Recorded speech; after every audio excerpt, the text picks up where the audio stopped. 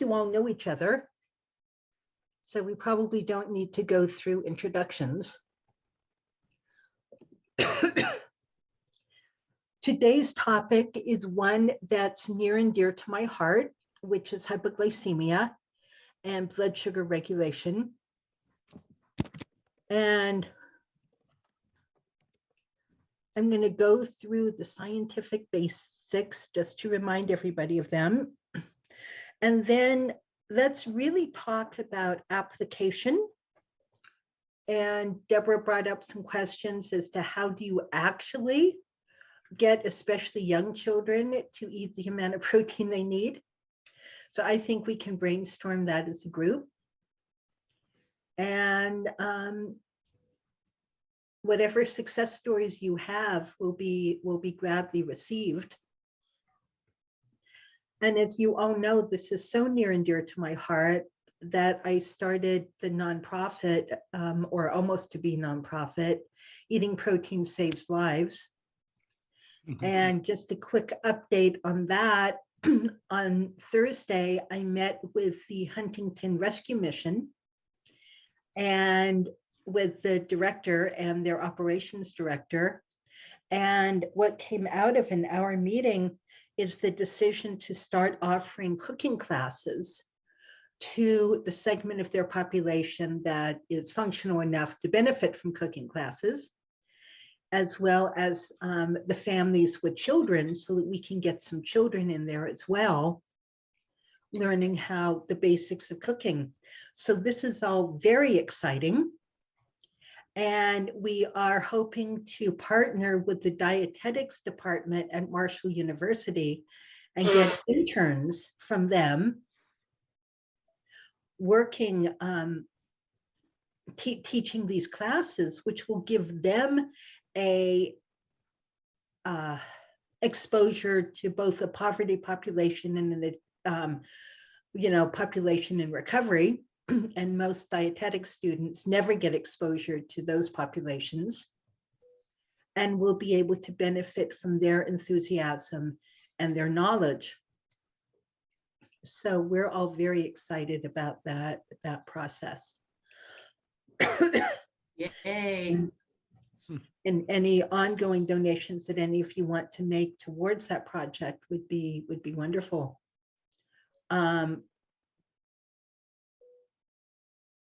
So thank you. So Jane, what do you mean by the dawn phenomenon?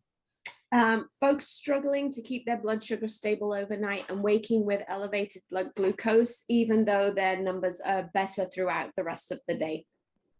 So elevated blood glucose. Yeah, right. First thing in the morning, their blood sugar goes up. Usually it's like a glycogen release from the liver that stimulates like the getting up process and the cortisol to raise. But just trying to keep that number down first thing in the morning, because the blood sugars are fine the rest of the day, but they're struggling with that overnight blood sugar stability.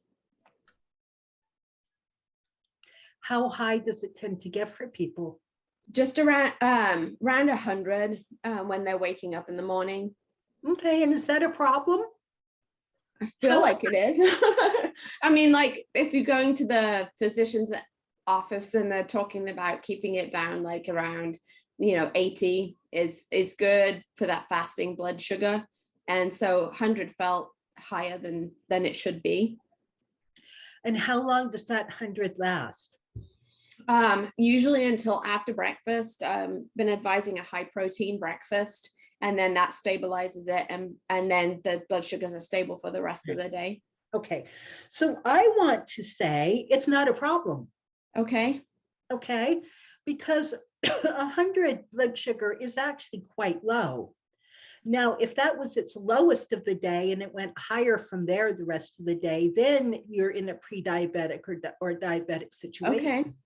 But if the blood sugar is just spiking temporarily as a normal response to the cortisol and adrenaline waking you up in the morning, because that is, part, as you say, part of the waking up process is to stimulate a little bit of blood sugar release. And to me, 100 is still staying within the realm of a little bit, since it doesn't stay there. Okay. Okay. That's just part of normal waking up process for some people. Okay, I mean, it historically hasn't been for that client, that their fasting blood sugar has normally been around 85 when it's been checked. And so this is just, suddenly appeared. So this is a change. So this is a shift and a change. Okay, Yeah. what else has changed for this person? See, this is the question we always ask when there's a change. Right. When did the change occur? So when did it start? And what else changed around that time period?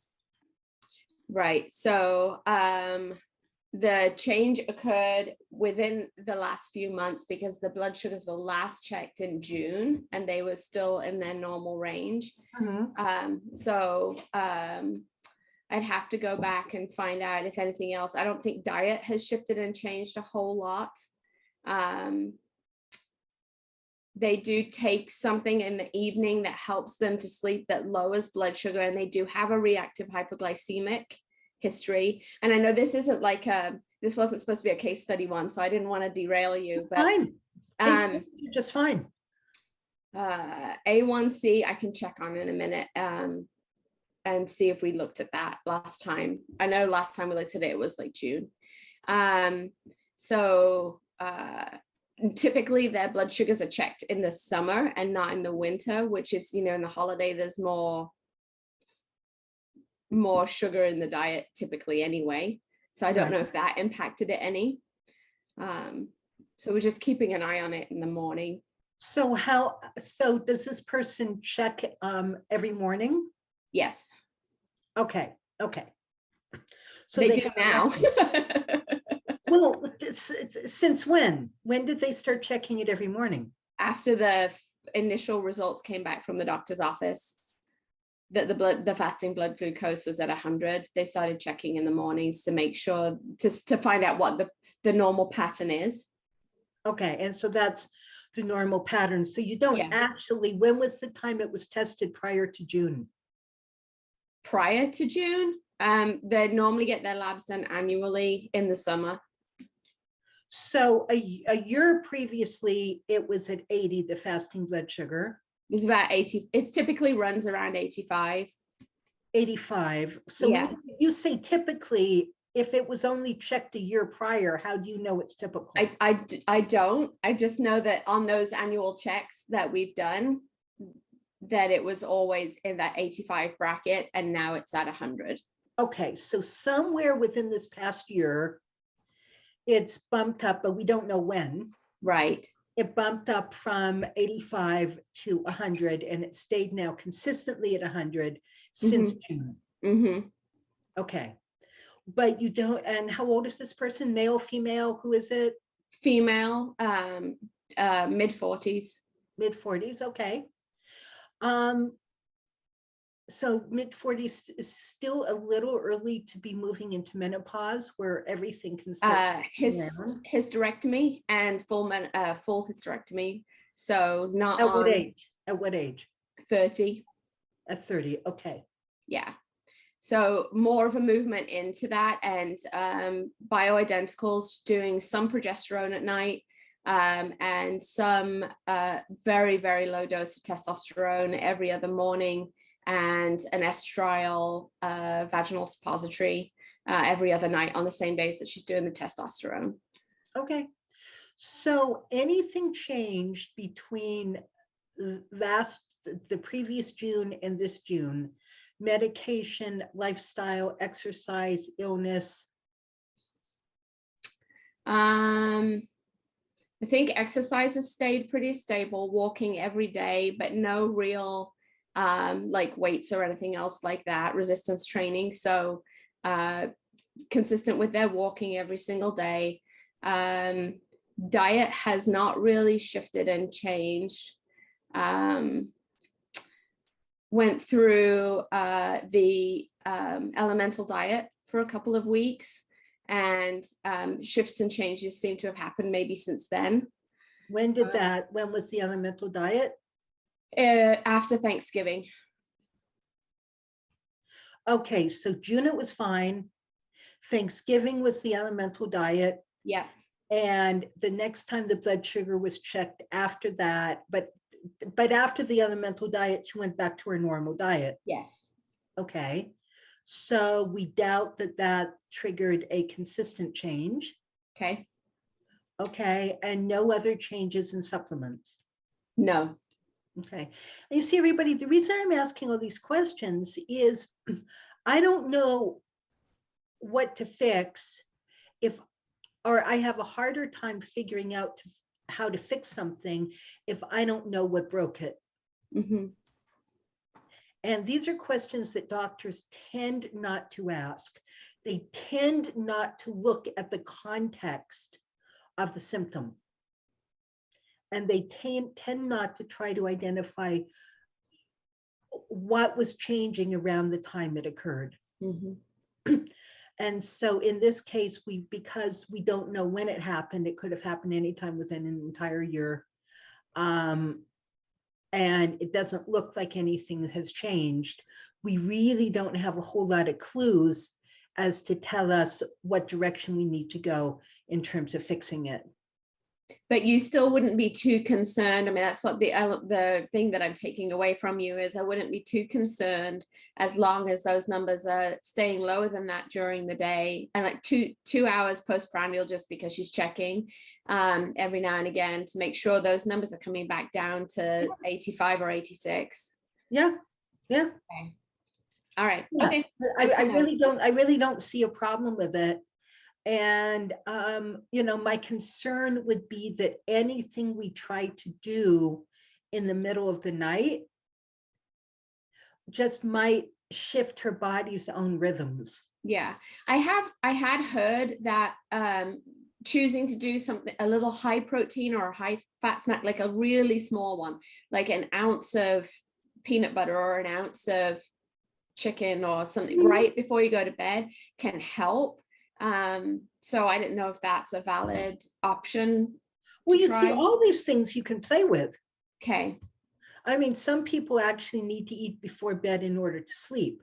Okay. But you're not describing that she's having any difficulty sleeping. No. Now, is she taking any sort of sleep aid? She takes Calm CP at night by Neuroscience. And when did she start that? That's been an ongoing thing for years and years and years. Okay, so that didn't start this. That hasn't suddenly changed, no. Okay, excuse me for one moment. Yeah. The rest of you can sort of jump in if you want.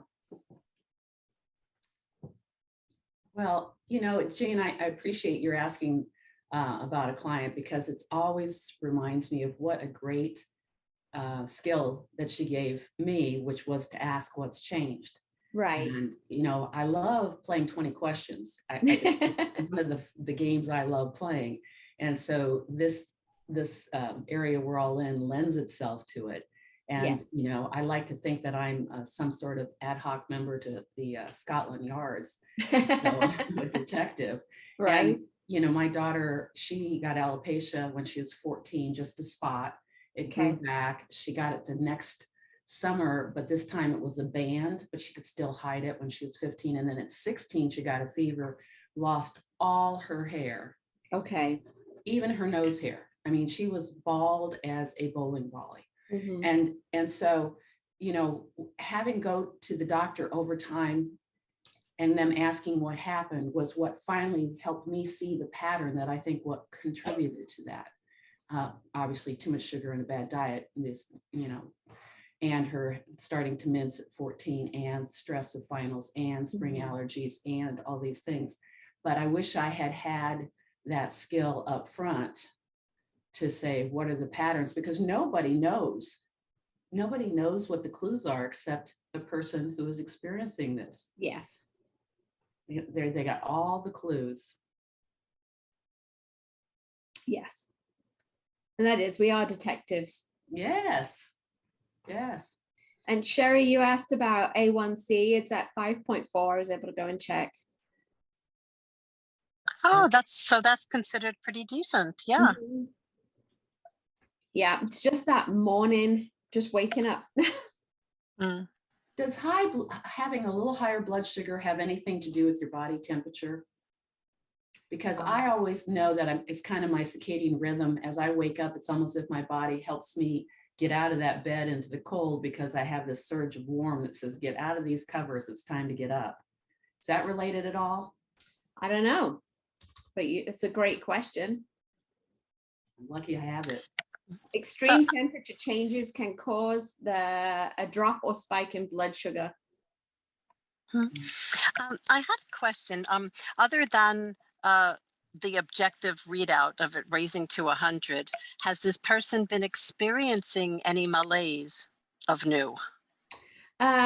She's a little bit more groggy getting out of bed, but it's winter and it's dark, and this is not atypical for the winter for that person. She's often sleeps a little bit later in the winter months, and has a little bit harder time getting going, but that's it. It sounds like if not in relation to her own prior lower numbers, we might be thinking all is fine, right? I mean, I'd be happy if I personally had a 5.4. Okay. What is the range for A1C? Just had it pulled up. Well, kind of, sort of, officially. At 5.7, they start calling you pre-diabetic, unless Christina wants to clarify. Yeah. And personally, I'm at a 5.7, but I'm staying in denial. But that's kind of the tipping point. Yeah. Yeah. It's 5.7 is pushing you over. Yeah. What's the ideal range? I think it depends, because I've talked to my ND, because I have reactive hypoglycemia, and the blood sugar levels that some of the nutritionists have pushed to keep it lower is not healthy for somebody with reactive hypoglycemia. So I think it partly depends on you and what you've got going on. Optimal ranges are 4.6 to 5.5. So low, how low can you go is not always good here. Right. Well, we know that's true about many things like cholesterol and all kinds of stuff, right? Right. It's true. So the question that came to mind when you brought that up is, I remember hearing something about how coffee, the caffeine, does something to blood sugar. Is there a factor there? And maybe she's caffeine free. So let's think about this for a minute. How does caffeine work? Caffeine ends up firing adrenaline, and one of the things that adrenaline does is releases stored glycogen or stored sugar back into the bloodstream. Wow. So caffeine itself, with the adrenaline response, is going to, raise blood sugar a little bit. Mm-hmm. It's not supposed to raise it horrifically.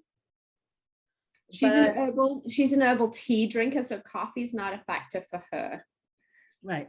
And no caffeine. That, Jane, that did occur to me is, you say she's been on the sleep aid for a really, really long time. Mm-hmm. What time does she eat dinner? And does she have an evening snack?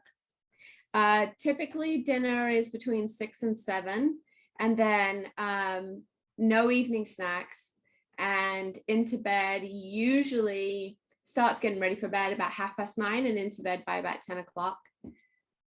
Okay, so she goes to bed approximately 3 hours after she has dinner. Yes, and typically is going at least 12 hours between meals overnight.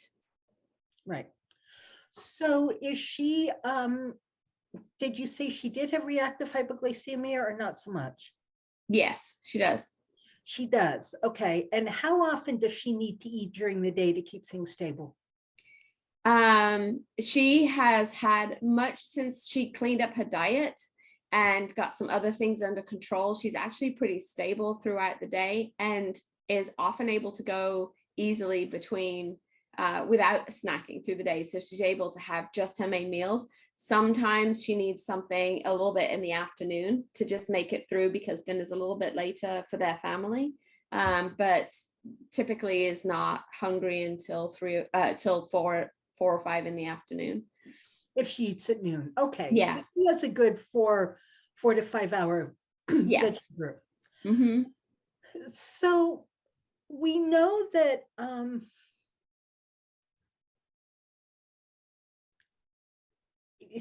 one of the things that I would look at for her is if her stress has increased at all Okay.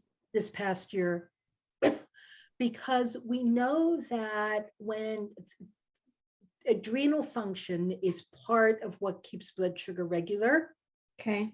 and partly that's its regulation of adrenaline. Okay. And that when we have more stress and our adrenaline becomes a little more irregular, our blood sugar can become irregular. Where I was first going with this was wondering if low blood sugar was keeping her awake at night, and that's why she needed a sleep aid. Okay. But again, the question is, why has it changed and what's changed? Mm-hmm. It's very possible that her adrenals have just changed a little bit. Her blood sugar regulation has just shifted enough that it's dropping a little more in the middle of the night. And therefore, there's a little more of an adrenaline response to raise the blood sugar. Okay. Doing some sort of saliva cortisol testing, 4-point cortisol test, as well as one in the middle of the night, could let you know if cortisol shifting at all.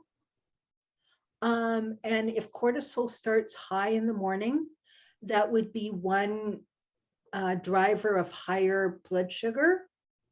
And one reason for higher cortisol in the morning, like super high cortisol in the morning, are things like parasites getting active in the middle of the night. Okay. Okay, so here we have sort of a network of possibilities. Yeah. That's really interesting. That whole parasite thing, that had not crossed my mind at all. So that's phenomenal. I'm trying to find my notes so I can make a note. Well, and you don't typically see a response in blood sugar to parasites. You do see a cortisol and adrenaline response, especially in the middle of the night. And then blood sugar is responsive to adrenaline. So I'm just sort of at this point casting my net out to see if there's anything we can catch. But these are some things that can be caught by the net. Okay. I still don't think it's a real issue. Okay. Now, if it gets worse, it is. If this is a warning sign of things to come, then yes, you want to keep an eye on it, but it's not something that I would get anxious about in the moment. Just like, okay, that's interesting. Let's just, cast our net out and see what we catch. Okay. All right. That's perfect. Thank you. Yeah. And thanks everybody for your input. I really appreciate it. Any other, since we started with kind of questions and discussion, we may as well continue with questions and discussion. Well, I was just going back to the idea of how to help young children that you can see that you can see them get hangry in front of you, but they, then they get oppositional defiance, then they don't want to eat. And then on an adult basis, I just recently had someone find me, I don't know how, but a single mom with a 9-year-old and had been in the middle,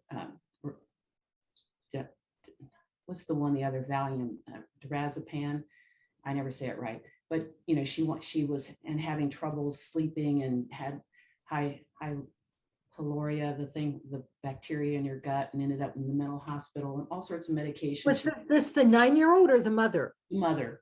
And okay. She's taking GABA, doesn't want to go back in the mental hospital, can't sleep, finally went back on dirazepam, is that what it's called? Dirazepam. And so I asked her, what you always suggest is, what have you been eating?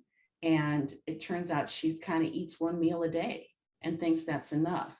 And so when I talked to her, especially with the 9-year-old, how 3 meals and 2 snacks, could she just try that for a couple of days, starting that day? So it'd be 2.5 days, and see if that made a difference.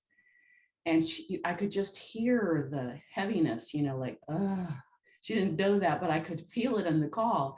And I said, is that an issue for you? She goes, I just hate cooking meals and thinking about shopping and doing that. It's so overwhelming. And I think it's also because she said, you know, where her weight is, for being 5'4", she's overweight, probably about 30 pounds. So then Bingo. that's another issue, right? Right, but Deborah, do you remember that rat study we talked about? And Right. I would share that rat study with her. Right. Everybody know the one I'm talking about, where they took two groups of perfectly normal weight, happy, healthy rats and started feeding half of the group the same number of calories, but just once a day. I guess rats eat 3 times a day. And the study group, they only fed once a day, but the same number of calories. Those rats became obese. I did share with her that study. They actually did it with people. They gave them the same amount of food, and it was 6 small meals, 3 meals in one. And so that was helpful for her. So Good. I called her back because I just wanted to know how it's going. And she said, the other thing she's like, I don't feel hungry. And Right. I don't remember to eat. And I have heard that from more than one adult, which is just so out of it's hard for me to even imagine. I think about food all the day. It's like, it's time for a snack. It's second breakfast. It's 11sies. So I'm glad people remind me that they just don't think about food. So anyway, I could tell the minute she answered the phone, she was doing better. It was in the tone of her voice.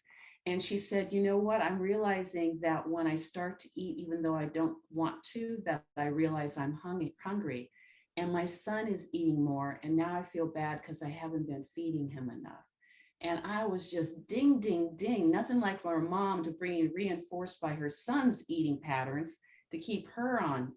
And so the protein lesson took. And I was just so glad I called her back, because it really made my day, having that ding, ding, ding moment where, you know, eating's important. Well, good for you. Yeah. And in fact, I'm going to ask if we can put the story up on the Eating Protein Saves Lives website, because we are collecting eating protein success stories. So if any of you have success stories for yourself where changing what you ate made a real difference, or client stories, please either send a video snip or write it out as a story so that we can start posting these success stories, because we need to be, this is so powerful that we need to be collecting the stories. So Deborah, do you need help figuring out ways to get more protein into a 9-year-old? No, I mean, we were doing Okay. really simple stuff. I mean, you know, peanut butter on crackers. I mean, when you're looking at nothing, I am a whiz as a chef. I mean, she wasn't really a paid client. She just called and I was doing it, you know, and so she's not a client of mine. She just called and I helped her out. We spent an hour and I called Okay. back. All right. So I was glad to do it, and it reinforced that food's important. I mean, amino acids and everything else we're learning is nice, but then I think sometimes it's easy to get into the same things that Western doctors do, which we talk a lot about testing and supplements, and we forget to go back to the basics and saying, what are you eating and how are you sleeping and are you moving? Yeah. You know? And I have a daughter who struggles a little bit with hypoglycemia, and her constant line is, I'm not hungry. Like, I don't feel hungry. I don't recognize hunger. And she'll be over and she'll have skipped breakfast and we're having a late lunch and she's helping prep food, and total absolute meltdown. She's 23 years old and acting like a 3-year-old in my kitchen because she can't cope with life, and suddenly everything is completely overwhelming. And I just go to the fridge and I grab turkey lunch meat and I roll it up and I just start handing it to her as she's cooking. So and all of a sudden, about 10 minutes in, she's like, I don't know why I was so upset and I'm so sorry, I just lost it. And I'm like, you have to eat. And I looked at her boyfriend and I was like, when she gets like this, you just have to feed her. That's all she needs. She's like a little gremlin. Really? I mean, we wouldn't expect our cars to do that. I mean, that's like running on the last half gallon and hoping you don't have to park uphill or you won't get to start your car again. I mean, right. Dicey. Yeah. But that feeling, I think, of not feeling hunger or not recognizing the hunger, is that connected with consistently with more hypoglycemic responses, Christina? Do you You see know, that? I've never really tried to correlate that, but people have been talking more recently. I've had a number of students and you guys talking about clients who just aren't hungry. And it's something for us to start looking at, I think. We Mhm. know that adrenaline can lower the sensation of hunger. And people who are on stimulant medications often eat less or don't want to eat as a result of being on the stimulant medication. So we do know that adrenaline can have that effect, Mhm. which seems a little counterproductive. Sort of But suppresses appetite. yeah, Mhm. that's why they used to give people dexedrine as diet pills, right, to suppress the appetite. Well, what these pills do is they increase norepinephrine and adrenaline.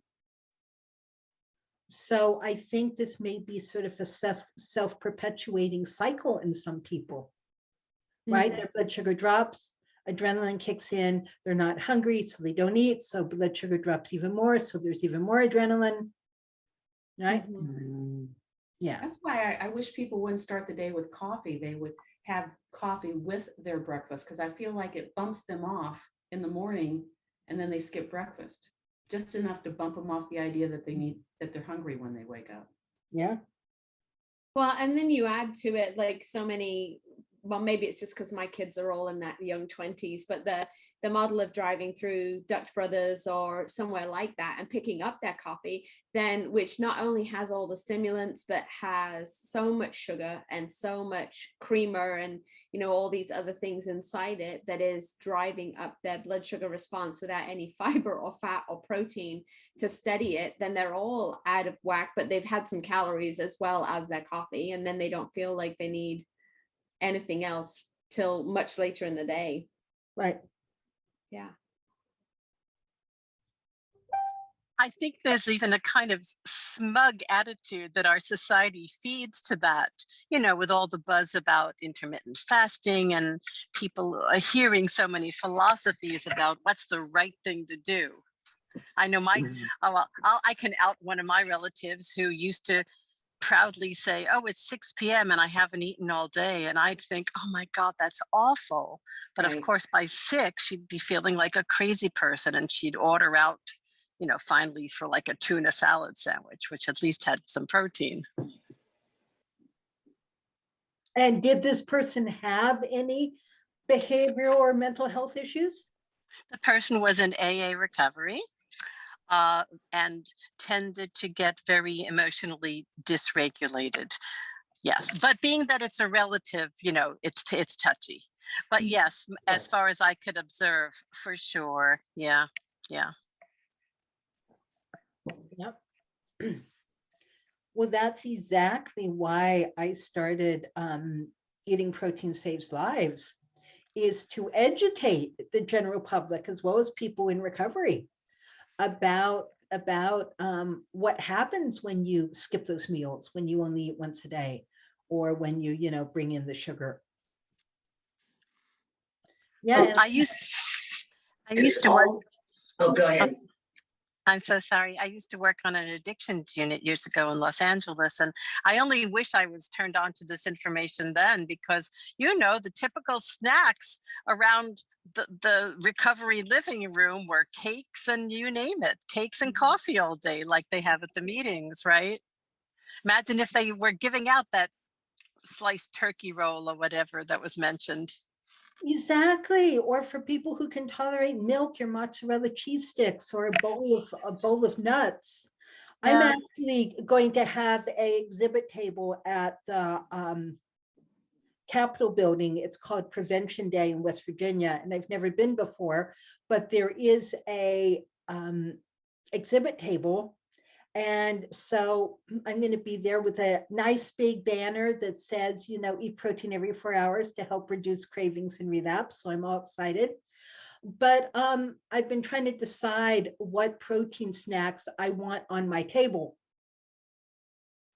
And what I've done in the past is had a bowl of nuts with those little paper cups so people can scoop out their own.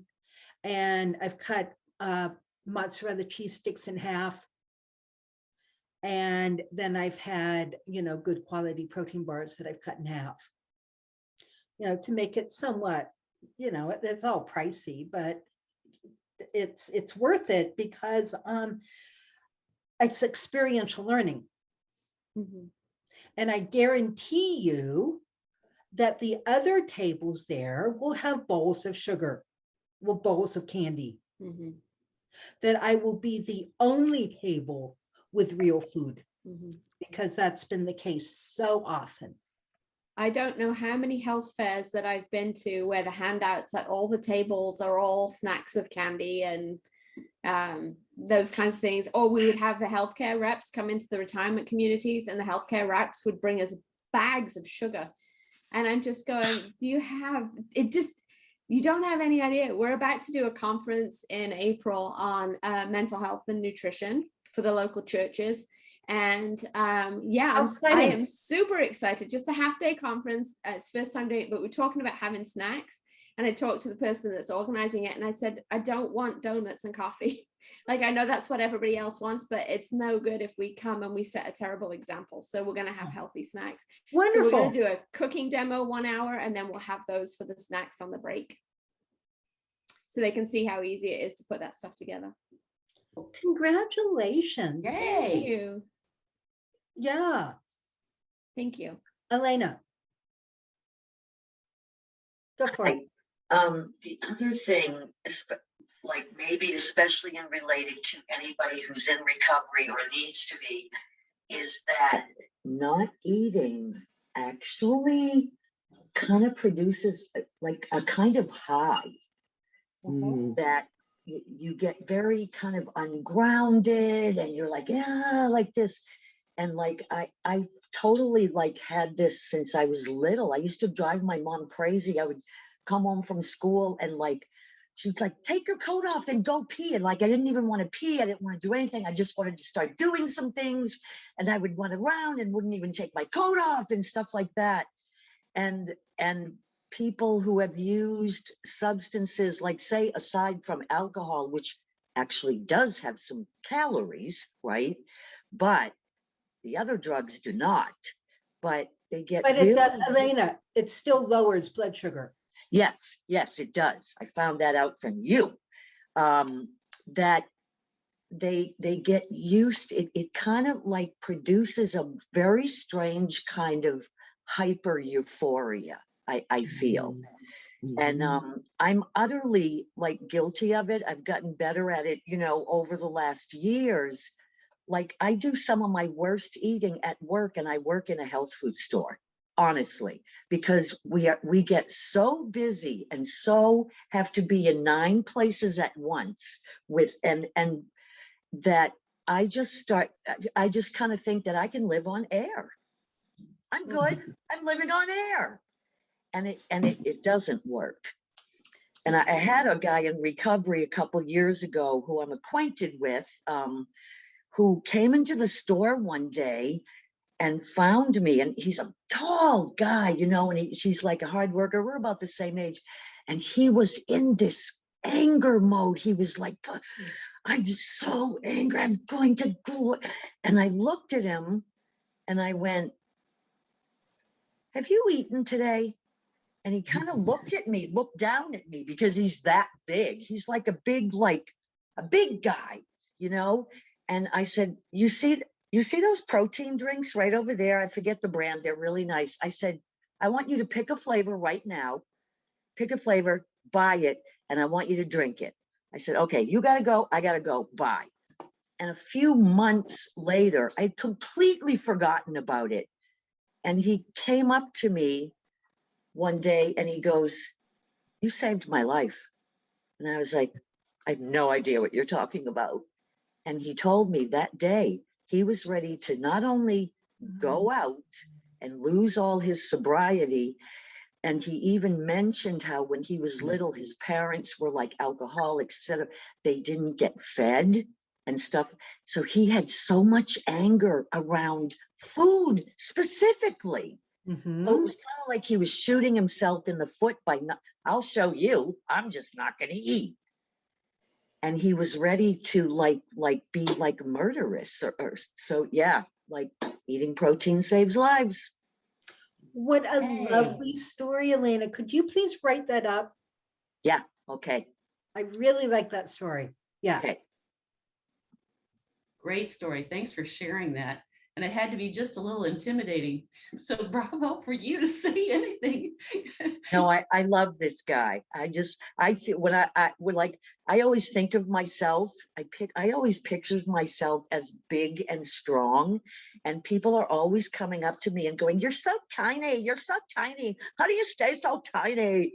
I said, move very fast at all times. And they're like, I knew you were going to say that. But I feel like I'm as big as him physically. Like I feel big. But Good. people look at me and see small. It's kind of interesting. That's funny.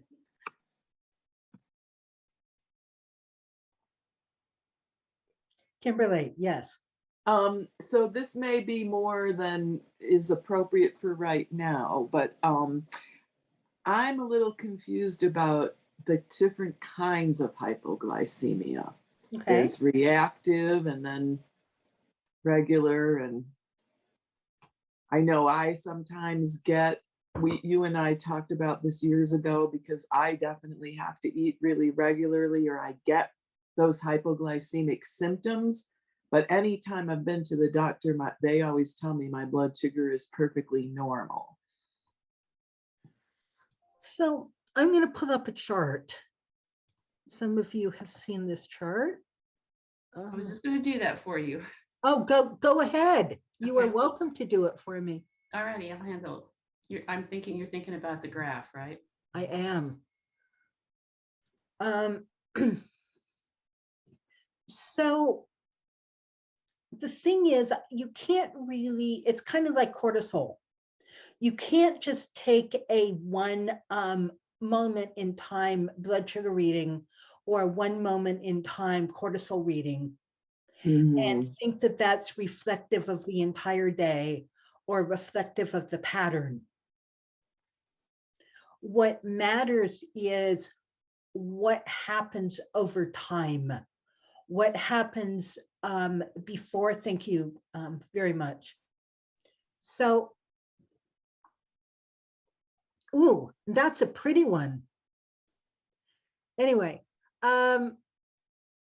so if you look at the brown line in the middle, this is more or less normal blood sugar regulation. It starts, somewhere under 100. And so everybody in the study drank the same amount of sugar, right? Same amount of sugar. And you notice that with the brown line, it rises very slowly over a 1 hour period compared to the others. And then even more slowly drops. So at the 1 hour period is when the pancreas releases a little bit of insulin. And you notice how over the next really 3 hours, the blood sugar drops very, very slowly and then stays stable. Right? With the diabetic client, the red line, it starts high. By the second hour is extremely high, and then very slowly comes down. Okay. Now let's look at the green line. The green line is the reactive hypoglycemia. Now, apparently the blue line is the typical functioning hypoglycemic. And I don't know much about that. What we can see is that blood sugar spikes again within 30 minutes, just like it does with the reactive hypoglycemic and the diabetic. So much more quickly than the normal, okay? But not as high. It's the reactive hypoglycemic that goes up to diabetic levels. The, what they're calling the functional hypoglycemic doesn't, but it still spikes. And then you see that insulin production, and it drops fairly quickly, stabilizes, and then can drop quite significantly. So by the 3-hour point, we're almost down to 50. Now 50, my understanding is the point where somebody can be medically diagnosed as having reactive hypoglycemia. So the person with the typical functioning hypoglycemia, it takes longer to get there, but they get there as a response of this outpouring of insulin. The reactive hypoglycemic at the hour point has this tremendous outpouring of insulin. Blood sugar drops very quickly within the next hour, down to 50, which is way too low. People can be symptomatic when their blood sugar's at 50. The brain is offline because, the prefrontal cortex requires glucose to function. And people, are typically not doing very well at that point. That's where you're going to see a lot of sugar cravings, food cravings, other cravings, just to try desperately to raise blood sugar levels. And then you notice that just adrenaline alone, you see that green line rise? That's pure adrenaline, because nobody in this study has eaten anything else at the 2 and 3 hour mark. Okay. So this is a another way of visualizing it. That's But just taking the one reactive hypoglycemic. So if you just take that one, the green pattern, that's what this slide looks by itself. Mm-hmm. Yep. And it explains that if you ever have someone where, the insulin is raised because you've got too much blood sugar, and then it overdoes it and misses the baseline, which is where you start at 6. And then the body says, oh, hell, I'm going to go into a shock, insulin, shock. And then adrenaline says, da-da-da-da, I'll be the shining white knight, come in and raise your blood, suck all that insulin up and keep you from going into crash. But I love to show this with people. I said, if you were looking at that, that's not good gas mileage. That's exhausting for your body. Right. And this is where, when these blood sugar, is spiking and dropping and adrenaline coming in, this is now stressing out the adrenals. And it can end up causing adrenal fatigue over time and adrenal changes, because this is just not good for you. And then there's the whole point about using alcohol. I don't know about some of the other drugs of choice, but it also, even though it can have 0 glycemic index, or wine has 15, that was such a mystery to me the first time I got checked blood sugar, and it's not raising because of that. But what it does is, and Christine's more adept at that, is it actually lowers it.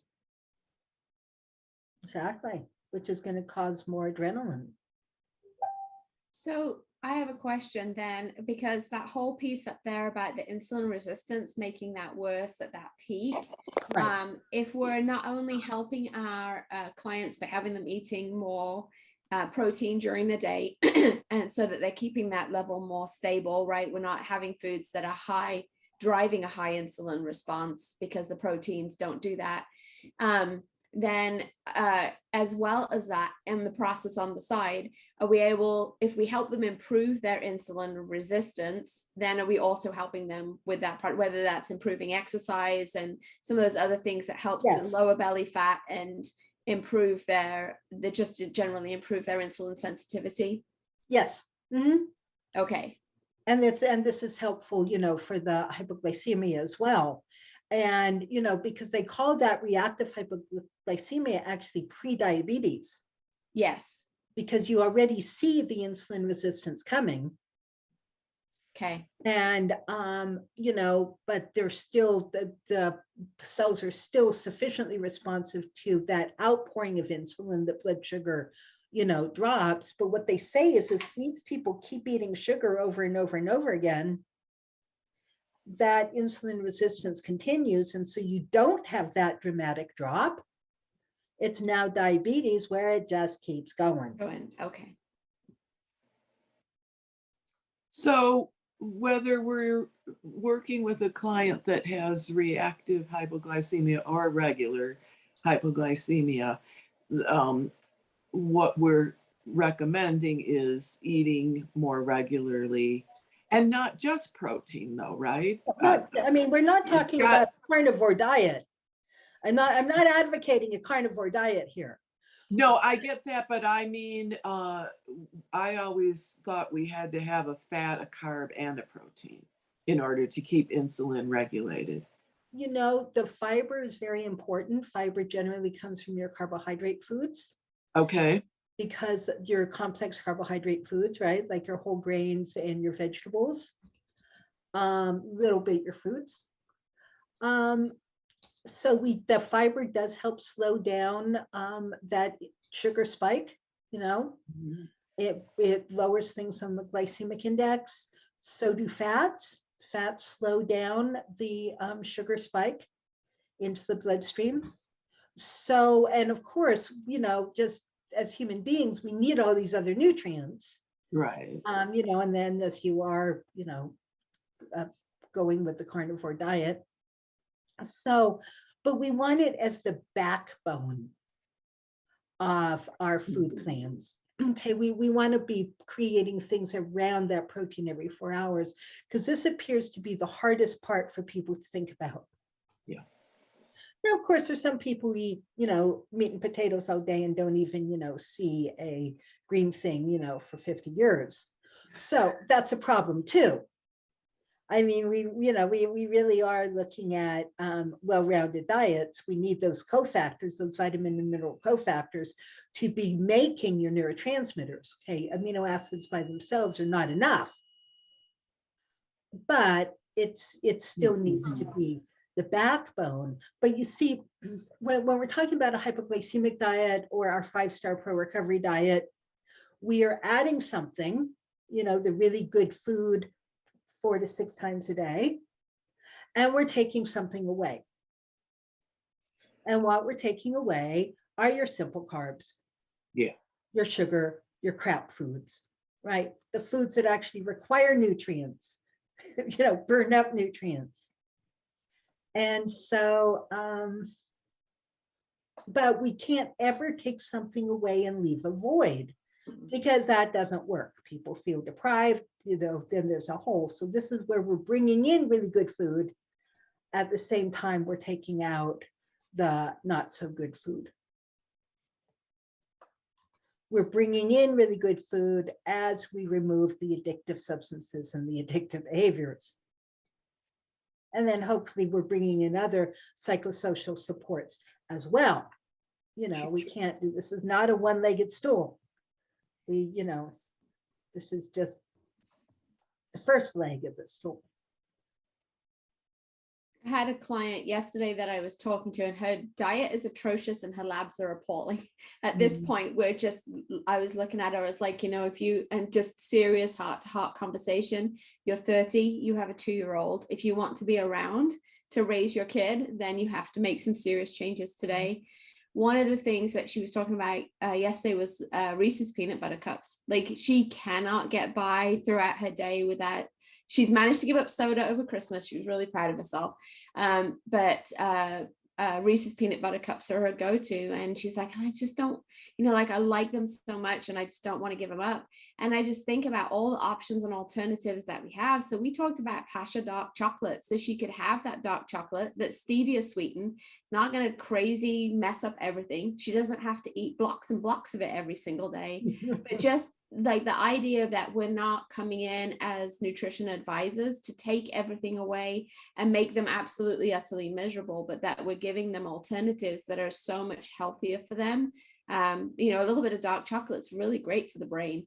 Right. So yeah, so if we can do that and give you a better, healthier alternative, then we're not like the ugly ogres who are coming in and taking away all your favorite foods. And you can dip that into clean peanut butter and be in heaven. Right. Now you think to do that, Deborah, I am English and we don't mix peanut butter and chocolate. It's like the worst, most vile abomination in the world. So I don't think to do things like that. So I will tell her, thank you, Deborah. Yes, because that's your healthy version of the Reese's peanut butter cup. You know, Yes. that dark chocolate, it comes in squares, and you can make a peanut butter sandwich out of that, and eureka, you got a better Reese's peanut. Hey, I got to go to another 11 o'clock call, but thank you so much for sharing your stories. I so much appreciate this hour and you all being here. All right. Thank you, Deborah. Glad to have you here with us. Bye. Okay. Great conversation. Any other, so we've been going just for an hour. Any other questions, comments, stories? I've really appreciated